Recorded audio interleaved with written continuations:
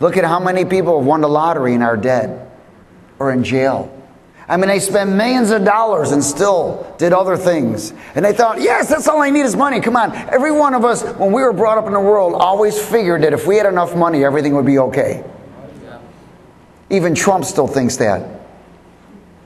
If he can get enough money, everything will be okay. The guy's worth $1 gazillion and he still needs to have more money. The problem is he's not going to be able to spend it where he's going. Unless he gets right. No sowing in the kingdom whatsoever. All of that money and everything is produced for the kingdom of darkness, not the kingdom of light. Money. The root, the love of money is the root of all kinds of evil. You cannot allow money to cause you fear or to cause you to move when it's not God's time. Does everybody get this? There's nothing wrong with working. There's nothing wrong with doing stuff and whatever. There's nothing wrong with purchasing things. But you never allow money to run your life. Now, I'm not telling you to go out and spend all your money so it doesn't run your life.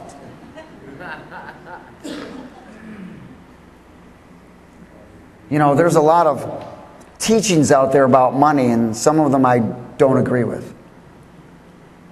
Because a lot of their teachings would be messed up by Jesus'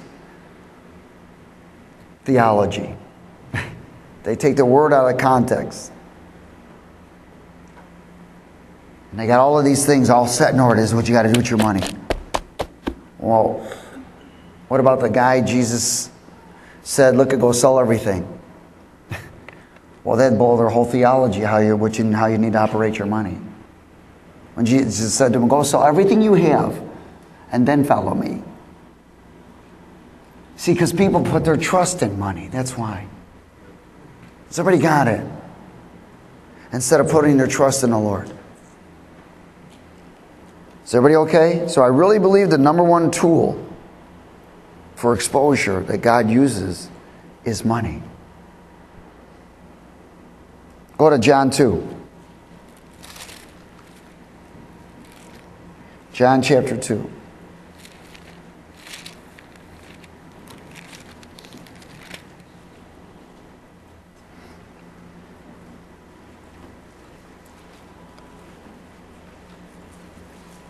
Praise God. John chapter 2. Is everybody there? Verse, let's see. Verse 13. Would you read it with me? Now the Passover of the Jews was at hand, and Jesus went up to Jerusalem, and he found in the temple those who sold oxen and sheep and doves, and the money changers doing business. When he had made a whip of cords, he drove them out of the temple with the sheep and oxen, and poured out the changers' money, and overturned the tables. And he said to those who sold doves, take these things away. Do not make my Father's house a house of merchandise. Now I want you to understand that he's also not only talking about the physical, he's talking about you and me. You and me. One of the things that Jesus begins to do is start kicking over your tables in this temple. And that's where a lot of pain, that's where things, why? Because he's exposing things. Remember, he's not exposing things to condemn you. He's exposing things to mold you. Has everybody got it? That's why. He's exposing things. Why? So he can approve you. He loves you unconditionally. Has everybody got it? Man, he gave his life for me and you.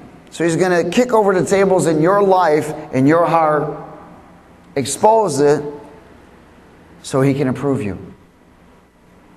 So he can seal you, and so he can label you. Go to 2 Kings 5.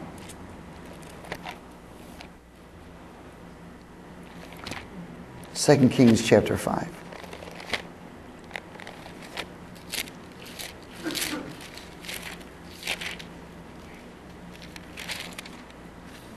Everybody okay?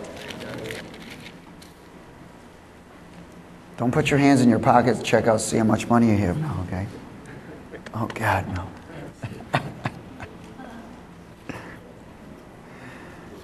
In verse 1, 2 Kings 5. Would you read it with me? Now Naaman, a commander of the army of the king of Syria, was a great and honorable man in the eyes of his master, because by him the Lord had given victory to Syria. He was also a mighty man of valor, but a leper. And the Syrians had gone out on raids and had brought back captive a young girl from the land of Israel, and she waited on Naaman's wife. Then she said to her mistress, "If only my master were with the prophet who is in Samaria, for he would heal him of his leprosy." And Naaman went in and told his master, saying, "Thus and thus said the girl who is from the land of Israel." Then the king of Syria said, "Go now, and I will send a letter to the king of Israel." So he departed and took with him 10 talents of silver, 6,000 shekels of gold, and 10 changes of clothing. Then he brought the letter to the king of Israel, which said, "Now be advised when this letter comes to you that I have sent Naaman my servant to you, that you may heal him of his leprosy."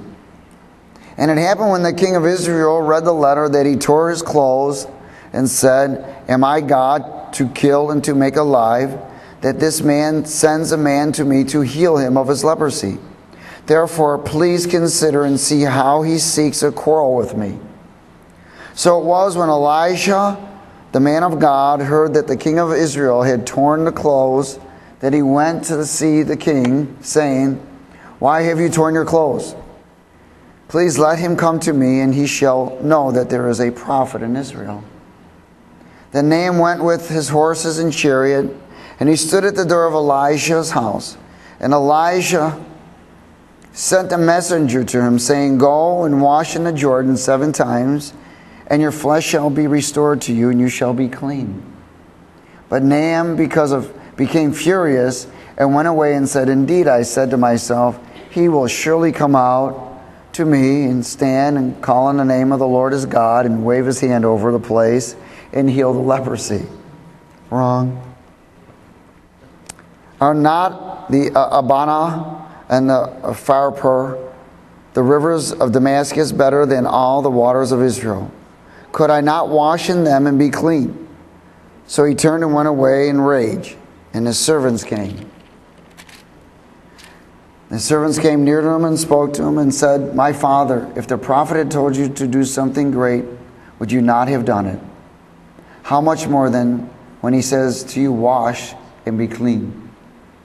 So he went down and dipped 7 times in a Jordan, according to the saying of the man of God, and his flesh was restored, like the flesh of a little child, and he was clean. And he returned to the man of God and all his aides, and came and stood before him and said, "Indeed, now I know that there is no God in all the earth except in Israel. Now therefore, please take a gift from your servant." But he said, "As the Lord lives before whom I stand, I will receive nothing." And he urged him to take it, but he refused. So Naaman said, "Then if not, please let your servant be given 2 mulled loads of earth, for your servant will no longer offer either burnt offering or sacrifice to other gods, but to the Lord. Yet in this thing may the Lord pardon your servant, when my master goes into the temple in Ramah to worship there. And he leans on my hand, and I bow down in the temple of Ramah. When I bow down in the temple of Ramah, may the Lord please pardon your servant in this thing." Then he said to him, "Go in peace." So he departed from him in a short distance. But Gehazi, the servant of Elijah, the man of God, said, "Look, my master has spared Naaman the Syrian, while not receiving from his hands what he brought. But as the Lord lives, I will run after him and take something from him." So Gehazi pursued Naaman. When Naaman saw him running after him, he got down from the chariot to meet him and said, "Is all well?"